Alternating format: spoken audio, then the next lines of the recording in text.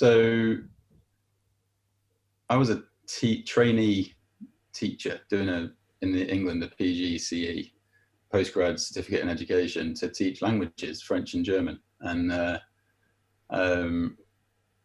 didn't see the year through. So I actually looked back and realized that I was depressed because I didn't really know. All of a sudden my goal for being a teacher had ended and I didn't have anything else kind of in my sights. So I ended up, mum bought me a book home saying how to get a job in a ski resort because I loved skiing. So off I went ended up going down to, I got a qualification as in ski technicianing, how to wax the skis and stuff, and took that little certificate, armed with that certificate, and rolled off to London ski show and the Birmingham ski show, and I met a guy called Darren Kennedy who basically, if you could have said to me, well,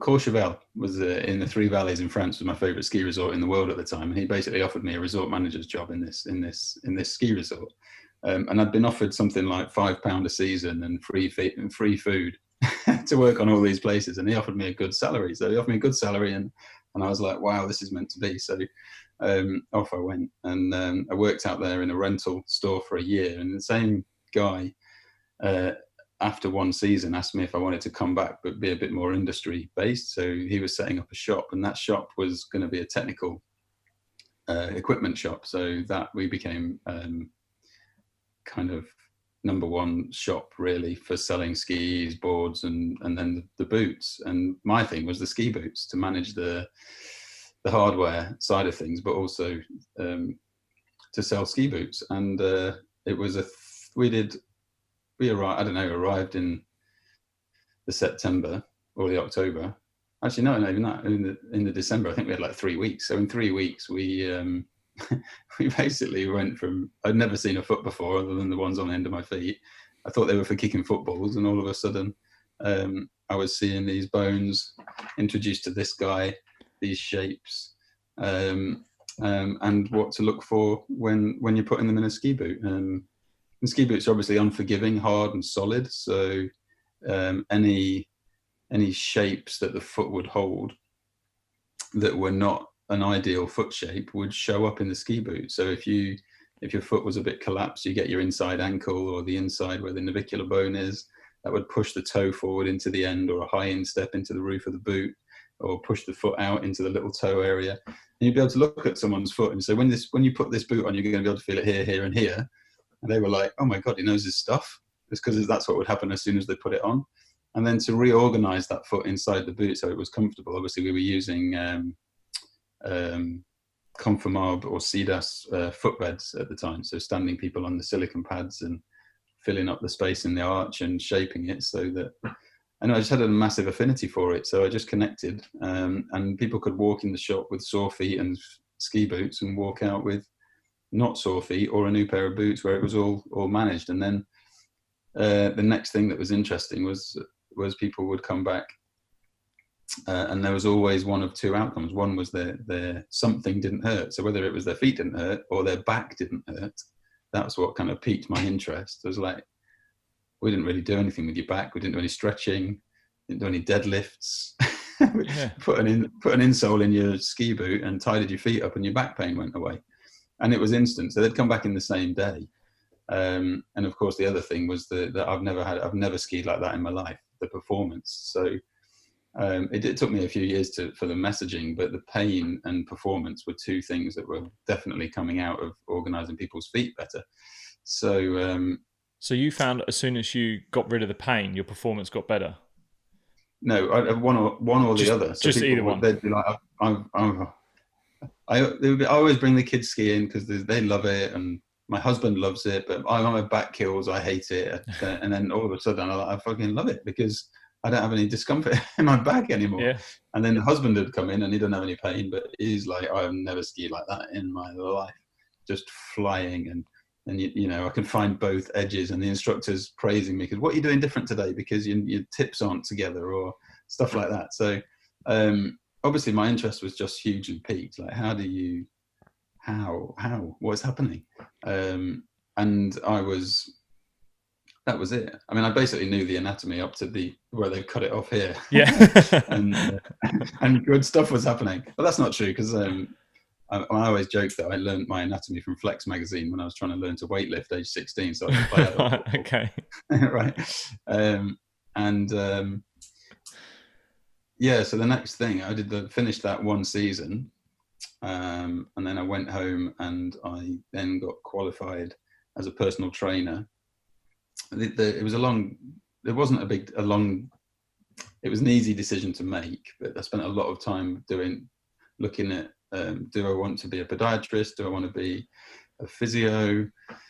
What I'd already done, that was my 5th year of kind of university when I left the teaching. So did I really want to go through that whole process? That was a big part of it. Did I want to go back to uni?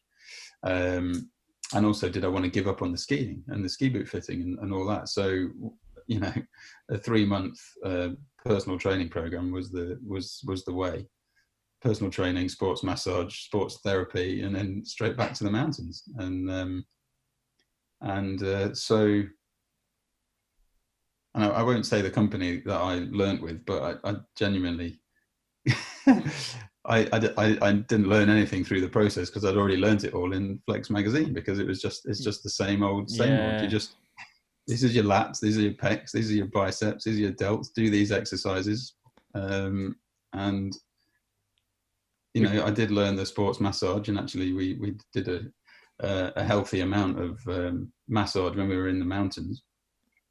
So ski boot fitting all day, skiing, then massage in the evenings at these chalets, and that was me getting my hands-on practice on the body. And anyway, long story short, already a long story, but I got to the point where the love of skiing was slowly being overtaken by the need to understand more and work more in that environment. So where was that need coming from? Was that need coming from you, or was that more people really finding out about how you were changing them on the slopes? Or no, just me, just pure. I always wanted to spend all my time on it. Okay. You know, and suddenly talking about a Patagonia jacket or how much flex there is in a ski wasn't that interesting anymore. So your values change over time. Yeah. And my values had moved totally into this space. So that was when I went and began personal training full time back in the UK, and I managed to personal train in a gym in LA Fitness for about 18 months before moving down to London and working. And in that 18 months, I'd peaked the idea of the 3-dimensional movement, the connection of the foot to the body. I'll never forget a lady. She's one of those, you know, who that was a big turning point moment, where she was stood next to the dumbbell rack, and she had like peroneal pain all down the left side of the leg from doing an exercise. And I just said, what would I do in a ski boot? Because I can see the shape that the foot's holding, and what I would do in a ski boot would be to support the inside of the foot so that it wasn't rolled in. And I got her to stand on the I think I just rolled up a yoga mat, shoved a yoga mat under her big toe on the inside of the foot, and it didn't really change the shape of the foot. So I asked her to change the shape of the foot by twisting to the left, and I got her to twist to the left and watch the foot kind of do this movement, and she did this spiral and then kind of walked off and went the peroneal pain had gone away.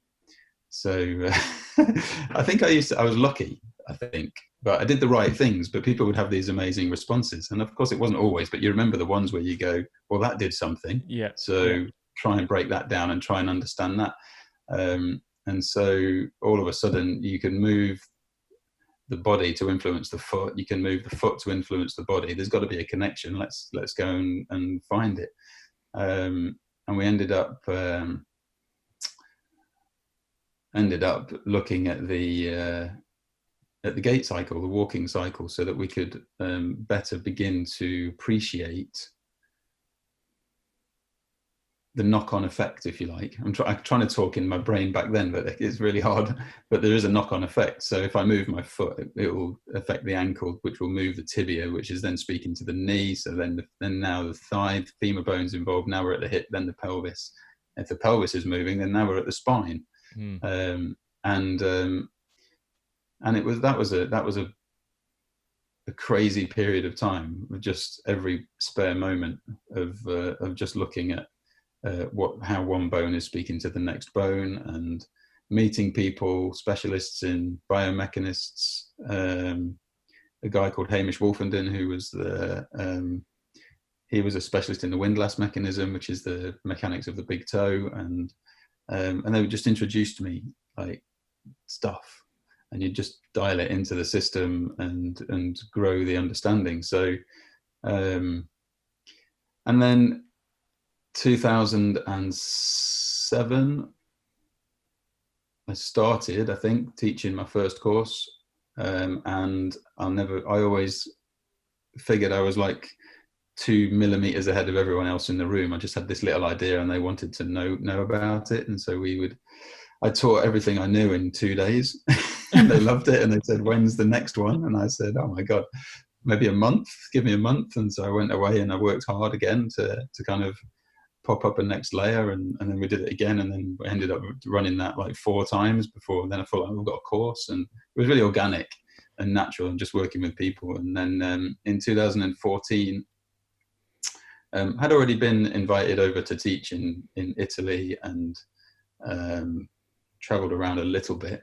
But in 2014, David Weinstock from Neurokinetic Therapy, I'd met him through him teaching in London, and some colleagues had come, spoke to him about me and to me about him, and so we got together, and then he invited me over to teach in the States, and so we went to California for the first time, taught over there, been teaching there ever since, and then the same path followed. So that some of the teachers, all of his teachers came to the first course, so they then went all over the world to teach their courses, but also talking about me. And so that was kind of it. So yeah, massive thanks to David for that massive, huge leg up for me. I'll never forget that.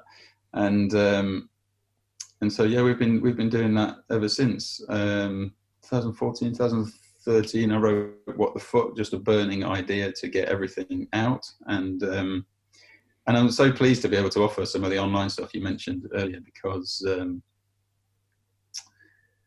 in What the Foot it talks, there are these case studies which are basically the magic moments that I experienced. I'll write about that because that kind of underlines what I'm talking about, and I do think a lot of people thought it was just some kind of salesy pitch to get people on courses, and in fact you can read the Amazon remarks, and that's what people think.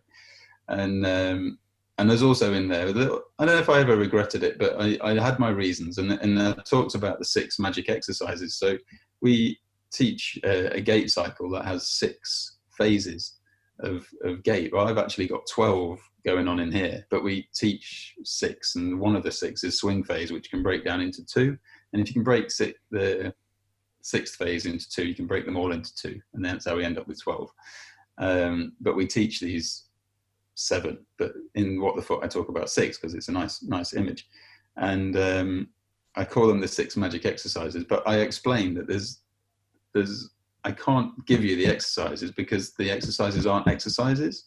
The exercises are detailed explanations of movements that are about the movement of every single bone from here all the way to your head and your fingers. Yeah. And so to be able to just give you them in a book without an understanding was a risk to send you out just wanging these exercises around. And it takes people a long time to refine, to learn and understand the ins and outs of those things. So we've been teaching people who have, they'll have been on my course every year. So they get a sense after 1 course that they liked it, after 2 that that wow, we're really onto something. 3, that it's definitely the thing they want to spend their time learning and focusing on. And then we've seen them 6, 7 years every year wherever we go. And even those people are still trying to refine and understand. It's not and you couldn't give it. So to be able to sell now online and just break down the mechanics for people, just to get started and just to start moving and using, and to recognize that it's going to take a long time. Plus, there's also a lot more content, and some people will connect with it really easily, and some will connect with it over a longer period of time, and some won't connect with it, and we're fine with that as well. But it's such a huge piece of work. But when you're looking at the movement of, my numbers have just escaped me, 206 bones in 3 dimensions over a single footstep, which is 0.6 to 0.8 seconds in a period of time, when every bone goes in both directions in all 3 dimensions. Right, how are we supposed to watch that on the treadmill? It's so infinite. many ways of looking at it, and it's really cool. I'm super humbled to have been exposed to this awareness and to be able to teach it, and now, like you say, to spread it online is a joy. I think it's like all of that story is first off, like, I did a personal training course, and you're so right, like that this is, you look at it and go, oh, I knew this, and then also the danger that puts people in. It kind of gives that, I've done this course, and now my feeling was just from being a professional athlete and the people that I was exposed to, in the sense of like the professionals that would come in and would speak about certain parts of the body, or like movement, it could be nutrition, whatever. Because I took a personal interest in it, I was just taking it in, and I felt like I learned more through my experiences, and sort of what your story was saying there is like the experiences you had, or the learning you had, was from the experiences that then came after, which is just absolutely what it's all about. It's like getting a driving license, isn't it? Yeah, totally. Yeah, your actual driving starts once you're out on the roads. But I think what's more interesting about what you do is the fact that you didn't go down sort of a medical, you go off and do the medical side of it, and you chose to go and sort of in field and do all your experience and learn this stuff through there, which is, I think sometimes people do get they do get caught up on what the qualifications of, like, experience as a qualification almost. And your experience of what you've seen and the results you've had, like, that can be as a testimonial and a result-based sort of proven method anyway. So I think so many people get caught up on, like, I need to go be a PT right now, I need to go and be like a master's, now I need to go and do like I need to get every single bit of documentation to tell you how good I am. But actually, how good's your experience? Like, what the stories that you can tell from the people that you've worked with, and how it's maybe changed them, because you might see someone that is very similar to, like, Dave, who you saw as well. Like, oh, he had the similar problem, let's try out with him. It's fascinating, actually, the stuff that you do. I've been thanked by many people over the years for having not gone down that route, because it's actually it can feel like a long way back. Like, if some people feel like they need to forget everything they know to learn something new, but as we try to get across this idea, what we talk about in What the Foot is, it's two-sided coin, and so I kind of loosely give it there's the concentric idea of we must stretch and strengthen, to the eccentric idea, which is basically a movement concept. So we've also got stabilize on the left and mobilize on the right, if you like. It doesn't mean you need everything that you learn about stability is wrong. We just want to expand it and look at the other side of the coin. We'll look at movement. We'll look at what happens when the body's engaged with the ground, rather than which is what we're actually taught, was when it's laid on a couch. So an open chain hip flexion can be done lifting your leg up with zero response. You just get a straight leg and just lift your leg up. That's a hip flexion. But if you do a hip flexion when you're stood up, then you need a whole chain of events all the way down to the big toe and up to the neck to actually take place. So that bit seemed to be the bit that just wasn't talked about. Not to mention the idea that they'll talk about a foot in the last week of the year in June, when everybody's thinking about exams, beer and sunshine and not going to class. And that's been the joke for a long time. It's like, oh, we didn't really turn up for foot class because it's just these things that stick out on the end of your leg, right? So to be able to help people recognize that it's not about forgetting what you have learned, and those, large amount of money has been spent on these educations. We just want to help you put it into a context, and that context is movement. And the flow motion model, which is the actual description of every bone and joint movement through that 0.6 to 0.8 seconds, we look at it, it's more like a toolbox inside which you can put all your tools, rather than a thing on its own. It's a context for everything. So in assessment, you can assess and recognize that the fact that you struggle to adduct your left hip, that is going to show up in these moments in time with these relationships above and below.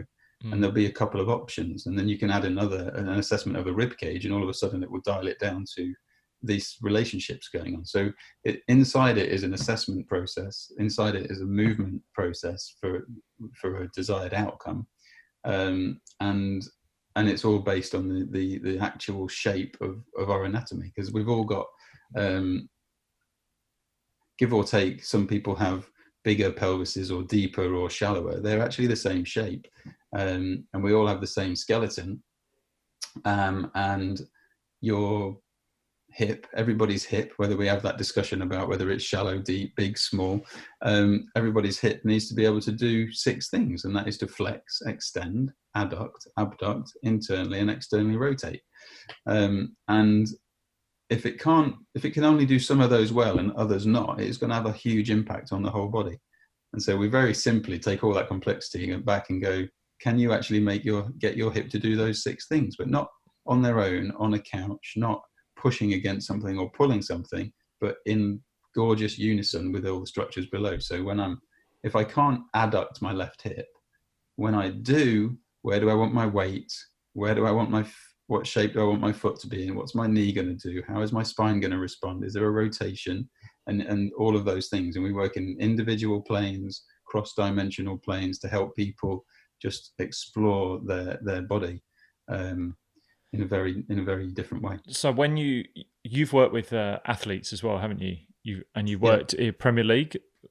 Yeah. So what was the impact that this work had on them? Like, because, and I kind of just want to go back to what you were saying there about, like, a lot of what you say, if you look at how intricate the body is, if you even break down a skill in a sport, for example, you have to break it down into its multiple components. But then when you're performing it, like, you're not thinking about it. You just, it's an unconscious habit. Unconscious. Yeah. And then what you're doing is really breaking down the movement, and where it just, again, from the foot, and then break down the way up. So when you applied that to sports people who can be impatient, they want results pretty quick, they want to be performing at their best. How was your sort of like balance of introducing this work and also getting their performance better, basically? Very simply, I have no remit, if you like, to go down the performance side. Right.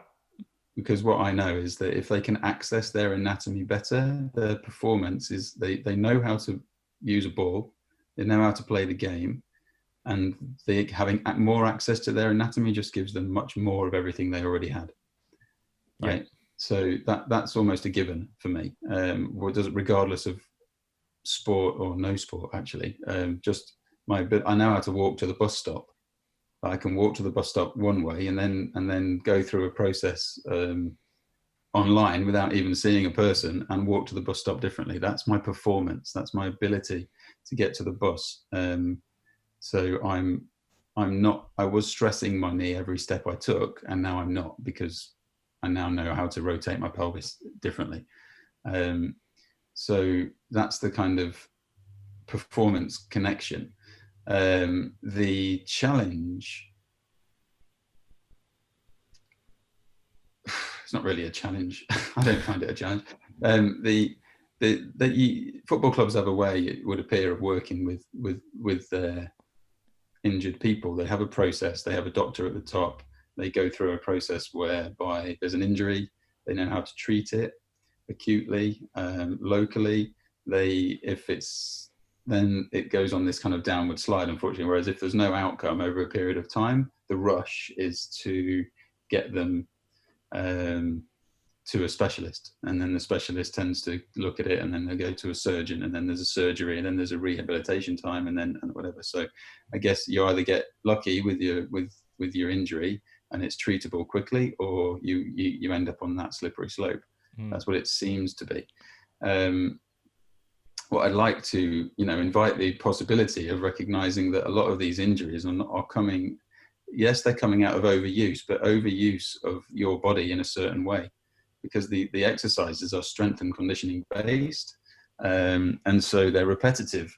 So whether the new fad of 2019-20 seems to be Nordics to strengthen hamstrings, but have we actually taken the time to make sense of why hamstrings are weak if they need strengthening in the first place? Do we understand the role the hamstring needs to have? If someone's got hamstring problems, are we looking at their foot and their ankle and their histories and their knee, and if they've got back pain, are we actually paying attention to how the rest of their body is speaking to the back? So when I get to work with these athletes, that's what I do. I will take my time to, we use the phrase what's missing. We assess for what's missing. So parts of your body you will struggle to access. If I ask you to just to anterior tilt your pelvis, posterior tilt your pelvis, you probably go, oh yeah, one's easier. One causes discomfort. That's half of your movement. And then if you do that in all three planes, you can create a checklist where you go, actually, there's a load of stuff there I just can't do, but all this stuff I can do. So in that unconscious space you talked about, all the stuff that I can access is what I will access, and all the stuff that I can't access is what I won't. And then you just have imbalance. But what you're saying about the stuff that you can't access, the stuff you can't access is just where you're at right then. That's just where so that's not saying you can't in the future, but you just can't right now. Right now. Yeah. Yeah. So it's a live assessment, right? Yep. So side bend left, side bend right in the rib cage. When I side bend left, I push my pelvis all the way out to the right. If you stop the pelvis going to the right, side bend left, they just can't do it. They need their pelvis. They need that weight shift in order to make it happen. Then you go, oh, right, I didn't realize I couldn't do that. But of course, in training on a Tuesday morning, when they're doing their warm-ups, they think they're doing it, but they're oblivious to the compensations and adaptations that are going on around the whole system. So by educating them, by pointing them out, not only do they realize that they do it differently left to right, but they're able to then relearn a way to do it. And we're not teaching them how to do it. We're just stopping them using the tools that they've accessed before to find a new way to side bend to the left. And so, yeah, it's very interesting. It's very interesting to sit there, because it's conflicting. It's conflicting with what's going on at the clubs. It's conflicting with the existing knowledge out there. It can be uncomfortable, I think. In fact, I know for people who've been working in sports institutions for a long time, and they have their way.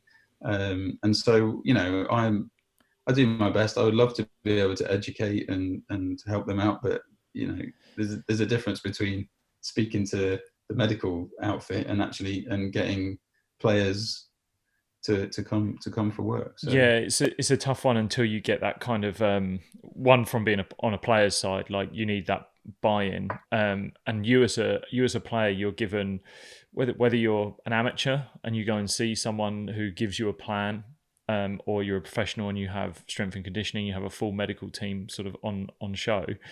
Like, most of the time, those individuals as well, like, they have a job. Like, that fundamentally they have a job they have to look after, and so if they know that they've got one or two things that are, without rocking the boat, without kind of potentially looking like they're not training the players, they're going to stick to sort of what they know, the rule book, which they've been taught on a lot of the literature. So they're not going, there's that friction point, and having someone coming in and going like, well, move your feet this way, that way.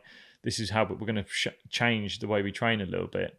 Did you find that it was something that what you do you could actually incorporate into regular training, and it just sat alongside it, or it had to completely integrate or move everything else out of the way? I moved everything else out of the way. It can integrate quite nicely. Yeah. So,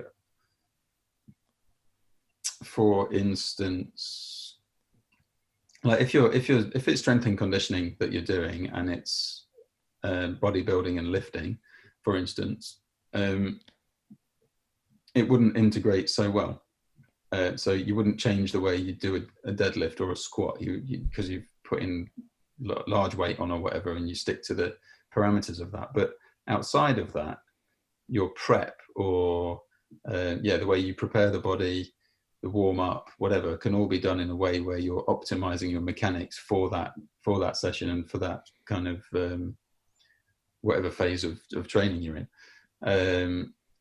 For the yoga teacher will have a love of yoga and the asanas and whatever, what word they use, method, or that they follow, but might just start to tweak it a little bit to make more sense of if, when we're in this position, we might want a slightly different position of the back foot or whatever.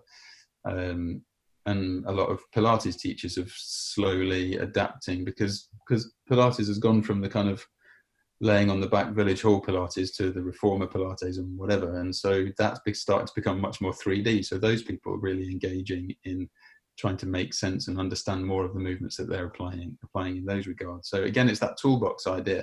What, you've all got your values and your goals that you want to tick off in your own work, and your clients have as well. And we're just looking to help people achieve their goals with an optimal body, rather than flogging a dead horse on one that only has half of its movement available. Yeah. I think, like, I want to get onto like barefoot stuff as well, but one of the things, like, still staying in sport, I just remember, because my feet as a bowler in cricket were shot. We had a couple of teammates who played football professionally as well, and like, if you look at a Premier League footballer's feet, like, they wear boots that are size too small, they cram them in, they just no toenails. Like, I've got a couple of toenails missing, like, they're just battered. So kind of mixing onto barefoot running, like, you're an advocate of barefoot running. Like, I've introduced more barefoot running into my training. I saw a difference, and I really wish I'd done it when I was playing. I really wish I'd done it when I was, and I think actually a lot of what you're talking about, a lot of it's fixing dysfunction sort of probably later on in life for a lot of people. And the aches and pains and the nags that they got, but actually the stuff that is real valuable is introducing it into younger people. Because I look back at sort of the 14-year-old me when I was looking at, right, how do I become bigger, stronger, better? The only info that I can get is the health and fitness magazine that is going to show me a lunge and a bicep and a tricep. And so, for me, like, when I've started running barefoot now, for example, and I know that some of the stuff you have with Rangan, on when you spoke about it on his podcast, and you also put it in his book about being barefoot. Do you, like, how do you, my advice I give to people, especially in sport, when they have to wear sport specific footwear, because you can't run barefoot in a cricket match, you can't run barefoot in a football match, and then when you can be barefoot and you train in it, is about kind of blending the two. Do you kind of go along the same lines of trying to get as barefoot as you can with this, trying to get out of traditional trainers as well? I'm not fussy about barefoot, to be honest. I'm not I haven't jumped on the barefoot bandwagon fully. I've never gone for a run barefoot. People should know that. In fact, I barely run. I mean, but we spend our time rock climbing. So again, which I'll be talking about that with another group tonight, but stuffing our feet into climbing shoes, which are, you know, similar to what you're saying, and people losing toenails and bad skin and bunions. Does that grind your gears when you see stuff like that? No, maybe it would have done. It would have done. But it's like I used to say going to the beach is like the worst place because everybody's like got their anatomy on show, and you're like, oh, I can't look. But, over the years, I've wound it back, and it's fine. It just is. People are the way they are. Look, here's the thing: is the foot has a very specific way of moving. Okay, and it sounds crazy complex because there's 33 joints that move in 3 dimensions. But actually, the foot just pronates and supinates. And so what I'd say to people is that out of all of those, the complexity of all the joints is you actually just need to be able to pronate it and supinate it in order to achieve a successful and healthy footstep, and then get the timing right and then integrate it to the rest of the body. Okay. So while that sounds overly simple, it's still a difficult thing to achieve. It takes time. We need to know what bone's moving in what direction at what time, and how we're going to influence that and how we're going to make that happen. But that again can be made simple. So the little plug, but we've just released a thing called Wake Your Feet Up, and it's and there's an educational part here that tells you you've only got 2 things you need to do with your feet: pronate, supinate. This is a pronation. This is how the foot gets longer, it gets wider, it spreads, the arch falls. You need to have 3 points of contact, which is the big toe, little toe, and the heel. And then it does the opposite, and that's a supination. And then we have the leg will follow, like I talked about the hip flexion earlier when the foot's on the ground. If I put my foot into a pronation, it's going to create a shape in the whole leg. And put the foot in a supination, it's going to create a shape in the whole leg. If my legs can achieve both of those shapes, so I call it a pronating leg and a supinating leg, right? If my legs can achieve both of those things, then I am owning my anatomy. Right. And I am not reliant then on external devices like shoes to support me, exercises to strengthen, because if I can move my anatomy, if I can move my bones as I'm describing perfectly, then every piece of tissue that is attached to my structure will go through its lengthening and shortening ranges also in their 3 dimensions. So you're targeting a huge amount of your anatomy just from 2 very simple movements. Learning the movements is hard, applying them is hard, but going through a process of uncovering them for yourself, where we use the wedges to influence the feet into different shapes, encourage the arch to drop, encourage the maintaining contact of 3 points, blah, blah, blah. All of a sudden, you have feet that are working better now than they did before. The barefoot, and this is where, you know, I definitely love barefoot. I would rather be barefoot. I am the vast majority of my day barefoot. We always work with people barefoot. Tend not to walk into London barefoot, but if I'm out in Mallorca, I'm barefoot. Right? Go down to Cornwall for the weekend. You know, and I remember things like going for a walk barefoot in the early days and going, wow, my calves are really sore because they're being stimulated. Because what's happening is you've changed the environment from a repetitive behavior of where on the same foot sole, which is your shoe, and on a flat surface, you've fallen into a habit of repeating the same footstep over and over and over again. And then you go barefoot and the ground's a little bit bumpy and undulating. All of a sudden your feet are experiencing something different. So the bones are moving different, tissue's responding differently. And you've got this great feeling. You go after 3 days in Cornwall, oh, my calves feel great. Then you put your shoes back on the flat surfaces and you crack on again. So what we're looking to do is break those habits, because that's what barefoot does. But there's 2 sides to it. The other side is if you're going to be successful at barefooting, barefoot running, barefoot whatever, then your foot needs to be strong and stable. So we have all these programs out there for barefoot, which is strengthening and stabilizing. And that, unfortunately, is not doing the foot justice, because if you're stabilizing, what you're actually doing is compacting the foot. You're making it nice and stiff again. And then if you're taking the movement away by trying to be strong and stable, how does that actually allow movement higher up the chain, if given everything that I've said before? So we've got 2 camps now. One is we're going to get really strong and stable with a high arched foot. And actually what you'll find is most people's anatomy in a high arched foot, if you look at the rear foot, that rear foot is still attempting to roll inside, even though they're trying to be nice and stiff, because the foot needs to roll inside. The foot needs to pronate, because that's what actually stimulates the tissue to supinate, to contract. And that's why pronating and supinating are two sides of a coin. You can't have one without the other. If you take one away, if we take pronation away and go strong and stable, you're actually not supinating either. So you're not moving. Your goal was to become rigid. Yeah. So mobility in the foot is far more important for the whole body than going barefoot. Right? Does that make sense? Yeah, totally. So if you, we used to work on Forceplates a lot, and what we spoke to a person who was running or distributing for a barefoot company, and I said, what you find is you walk the person over the platform barefoot, you'll see how their foot moves through the platform. Put their barefoot shoe on, and it'll be the same. And he said, at least it does what it says on the tin. And I said, yeah, spot on. But if your feet are already, I was going to say fucked, but I'm not sure. Yeah. If your feet are already fucked, then, and you put it in a barefoot shoe then you're just going to get the same outcome. You're going to have the same input. But things can change, because you're probably exposing yourself to different surfaces, blah, blah, blah.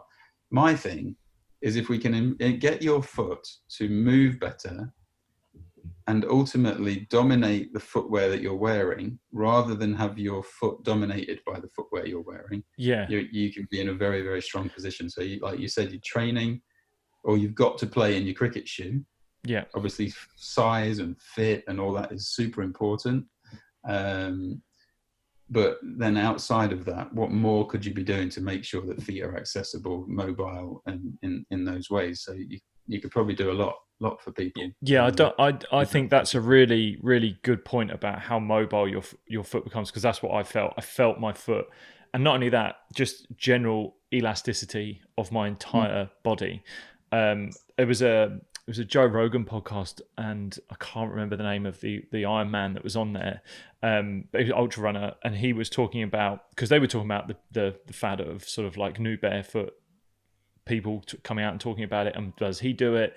Does he wear his running shoes all the time? And he said, like, it was horses for courses, depending on, he had a really good understanding and that owning of his anatomy. He understood his body really well. So he would go, if I felt like I was becoming rigid, I put my barefoot shoes on, because I knew my foot was starting to die. Essentially, it was starting to die in those soft shoes, and I think that was a really good example of how he had actually found the blend of knowing and understanding his anatomy. Because I don't know how you must come across so many people who are in orthotics, and I look at the shoes that people are running in, and like, you train people in it, and they're sitting in a sofa, like their feet are just sitting in a sofa, and they're dead. And then you get them to do a lunge, and like, then you look up the knee, the hip, and you can't move, and you go, well, what do you want to do? I was like, I want to run faster. It's like, well, you can't lunge properly at the moment. Like, how do you expect to move side to side properly, and do all of this performance based stuff, which, again, I really liked how you explain it, that it's kind of like a byproduct. It's a byproduct of just, once you own your anatomy and you know what you're doing, it's a byproduct. But that I think was a big, for me personally, has become a real learner of, as soon as I got out barefoot, it's like, right, okay, I can put my other trainers on again, but like, I start to understand when my feet are starting to shut down, or they're starting to tighten up, and they're not as loose, or especially for athletes, I think it's so super important, because again, your foot, again, take swimmers out of it, but like, your feet are the contact point that you're going to have all the time. You're one leg all the time if you're running, and especially if you need to make multi-directional changes. How much control do you have? Do you have control, like as much control as you possibly could have, or are you Tin Manning it? Like, what are you, where are you at with it? For me, there's a piece that I think I would like to make aware, is because I'm playing in my head with the difference in the stories there, where, you know, I'll take my shoes off because my feet are getting stiff, Mm. and then they'll get mobile again. And what I'm saying is, do you remember the unconscious part about what's missing? About there's going to be joints in your feet that you just unconsciously don't use, because we know that we can have a room full of people, up to 40 people. We'll teach a room of up to 40 people, and then one of the things we'll do is we'll actually check when they've got their weight forward, knee bent, all on that. Say they've got their left foot forward, and then just check if they can keep their first metatarsal on the ground and the fifth metatarsal on the ground. And the vast majority, nobody can keep both down. You're in a room of 40 people, do that 7 or 8 times a year around the globe, and all of a sudden you're into 300 people, and you've not found anyone who can keep both metatarsals on the ground. Add then all the clients who you do the same check with, nobody can do it. Some people can't do either. And so if you're one of those people who says, oh, I always get hard skin under my second and third metatarsal head, that's the second and third from the big toe knuckle, and you've got hard skin under there, that's because that's where you're standing. You're standing on your second and third bones, not using your first, fourth, and fifth. So we have to create an environment for you to put those chaps down. So everybody, in my opinion, on one foot at least, or most likely both, up in the 90%, are unable to actually stand and put weight through the appropriate parts of their foot. What this means is that they're only able to access parts of their foot, not other parts of their foot. And what that means on a more micro level is that they're able to move some joints well and other joints not. And so if the foot stiffens up and they go, I'm going to take my shoe off and go for a jog, what they're going to do is feel looser to the point where they know loose. Right. And because what they've done is they've only been able to loosen the joints that are actually the ones they can access. Whereas the other ones will just stay the same. Yep. Because they don't use them. They're still running around on one knuckle with a heel rather than the other one. So everybody has what we call a tripod. The optimal tripod is first, fifth, and calcaneus. For everybody, they then organize it. They must have one somewhere. Whether that's calcaneus, navicular, and big toe, they'll still find it. And so for a lot of people, you'll find it second, fourth toe, second, third, big toe, third, and the heel, inside of the heel, outside of the heel, whatever. But it's not the one that we want, which is something that we want to promote everybody to be able to have access to. So all of a sudden, there's feeling loose. But neurologically, you go, this is me feeling stiff, and this is me feeling loose. This feels better than this. So I feel good again. The reality is when you actually put your feet on some wedges and explore all of the ranges of movement possible, get your first and fifth on the ground, then what happens is that loose goes over here. Right. And that increase is exponential. Right. And so that's what we want people to notice. That's what we want people, and you can do that in the comfort of your own home, which is why I've created the Wake Your Feet Up program. Because to take ownership of your body is to go, my tripod is in this part of my body, in my foot, sorry, and not in this part. And if I do this and do this movement, I can spread that load, I can distribute that load more. Now I'm actually starting to move the whole foot, mobilize all of the bones and the joints rather than just the ones that I did before, and put life into the ones where I didn't have movement before. Yeah. And that's what really starts to reorganize your brain's perception of what your foot is. And that's what really starts to change those habits, so that we can then you will be more comfortable going out barefoot, but you'll also be more comfortable wearing a shoe. Yeah. Providing the shoe isn't the type of shoe that will influence you. So the shoe has a center of mass that will influence your foot. And so I'm really careful around shoe manufacturers and whatever. So expand a little bit more on that. Not debranding anyone, naming names, but like what sort of things are you looking for in footwear that you're like, these are no-go, this is not what I want to be touching, this is not where I want to be? You don't want everything has a center of mass.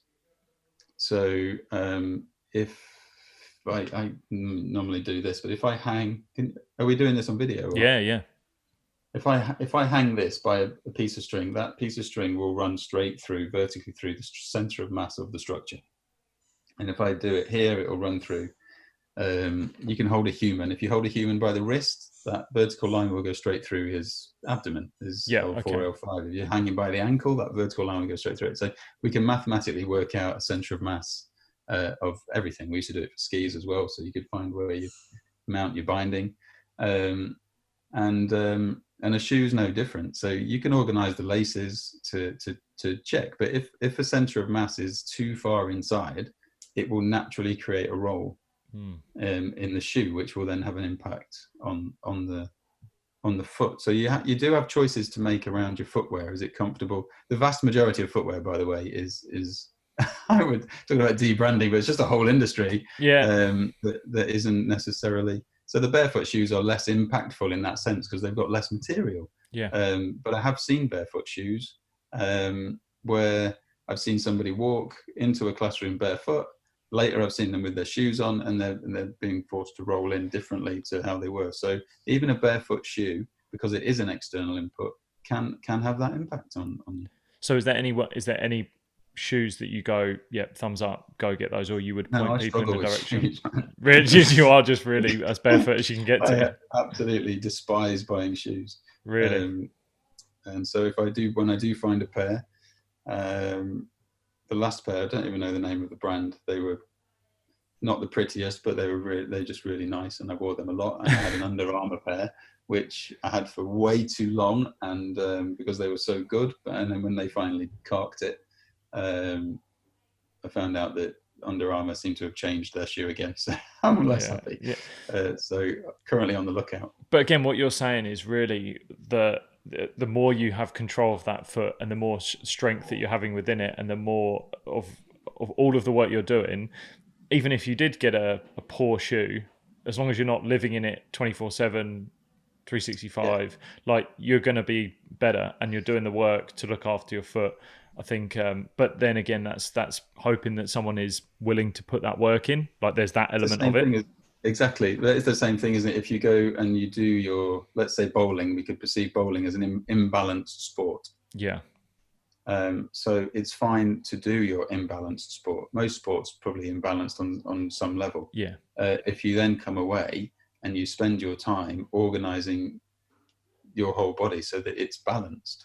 If you live, you do all your bowling, and in order to get your right hand really high and throw all that power down, you end up leaning over to the left a little bit, and then you do everything leaning left to it a little bit. You create a fixed state that is always going to limit your mobility and your movement. So that's why to come away from that and be able to check that you can still side bend right, side bend left, rotate, and you go through a process that you're always able to access your anatomy, then your performance levels will stay high and your injury risk will reduce. Because injury risk is simply if you hold a consistent posture that is not neutral, centered or balanced, you just have what we call tension and compression in the system. So tension is where muscles are locked long.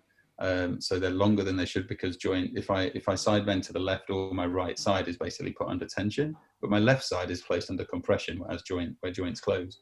So if you live in that space for long enough, then eventually the straw breaks the camel's back. The stuff on the long side tears, or the stuff on the short side, what's the word? Gets impacted, or So with obviously you have everything online. You've got a lot of stuff online at the moment, and also with your course, I saw you put a post out saying like once you buy the course, you get it for forever. Like learning is you get access to it for as long as you want. I'd been on a course. People were asking me about that. No, it's true. Like I'd been on a course before. There's a time limit to the amount of access you get to it, which really did blow my mind. It's kind of like you buy a book from a library or buy a book from a store, and then the store asks for it back. That's why I said it's like if you buy it, you can watch Age of Ultron for as long as you like if you buy it. Yeah. I'm not renting this for. So yeah, with that, so as well as going online and checking out your programs that you have on your website, is there a simple thing that someone can do, especially say a young person, like maybe it might be one exercise that they can do with their foot that will start to maybe show them a little bit of an impact of some of this work?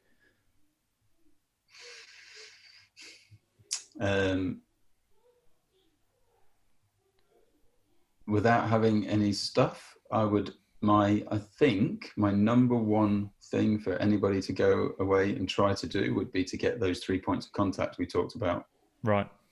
on the ground. So, and that's where we'll use the wedges basically to, if your big toe knuckle is actually floating off the ground when you put your weight on it, you can actually put fingers underneath it. Just shove a tea towel under there to fill that space and start bearing, almost like a front leg lunge, but just bearing weight on that tea towel. So your brain is getting an experience of putting weight through the toe rather than weight through the place that is not as optimal. And things start to reorganize. And the other nice one is, because a lot of people will lift their big toes up. Yeah. If you lift your big toe up, what should happen is your foot should create an arch. So if I want to create an arch, let's say we do it in my left foot, if I lift my left big toe up, I can rotate my body ever so gently to the left so that the leg is rotating outwards and the big toe is lifting, and you should be able to formulate an arch shape. And if you can keep the 3 points of contact on the floor, you've got yourself a strong foot, a winning little movement that would generally be new. So, and also if anybody's lifting their toe up and their legs are rotating inwards, then you probably should do that one, because that's going to highlight a large weakness that will carry through the rest of your body. Good. Oh, that's awesome. Yeah, I think for me as well, like making, like what you've done, making something, this stuff accessible is the biggest thing. And if you can do this early, I was given a bit of advice, literally, and these were the words that even my dad said to me, was like, if you're going to be a professional sportsman and you're going to go into cricket with the forces that go through it, look after your feet. Look after your feet. Like, that was his advice. And the dad say. Yeah, I mean, at the time, you can't look at it and you go, well, at the time there wasn't really the information out there. There wasn't really much sports science in the sport. Everything was kind of growing. So, yes, maybe there's an element of timing was a bit against me, but I did always, for sure, like I always knew that my feet were going to be a big part of my sport. And just again, with my sport being the amount of impact that goes through your feet is crazy and all one-sided. But then with running, the amount of training that you do and just the time that you're on your feet, geez, look after it. Like, don't take it for granted. No. So your website, Finding Centre, is where everyone can find all of this information as well. findingcentre.co.uk. Yeah. Currently we've reorganised it under coronavirus limitations just to AIM education, just being the online stuff, because we've obviously got no courses or anywhere to fly to or anything. So there's the closed chain biomechanics course, which is an educational 600 minutes of education on what we've been talking about, from the foot through the knee to the hip and pelvis. And we'll be launching an upper body one later. No dates, because we've not even started filming that one yet. But and then for non-sports people and for the sports people and for the therapists, for everybody, it's Wake Your Body Up, and Wake Your Feet Up is an opportunity to really have a go at taking ownership of your body. And the other part of that is, at the moment, you can't go and see anybody anyway for therapy. So what is better than actually seeing if you can help yourself? And where the worst case scenario is you go to see someone and they treat the problem and it comes back straight away. The best case scenario is you actually find out the bits of your body that don't move very well, start to move them, and it takes pressure off the areas that have been problematic. And that's my big goal, really, is to enable therapists to help people take ownership of their own body. And in the absence of the therapist, just to be able to help people take ownership of their own body. So we've all got one. And if we can all know how to use it and use it well, then we'll all be much happier, I think. Matt, I think that's awesome. Yeah, thank you so much for your time and coming and do this. I really appreciate it. You're welcome. It's been a pleasure. Really nice to connect with you. Yeah, cheers, Gary.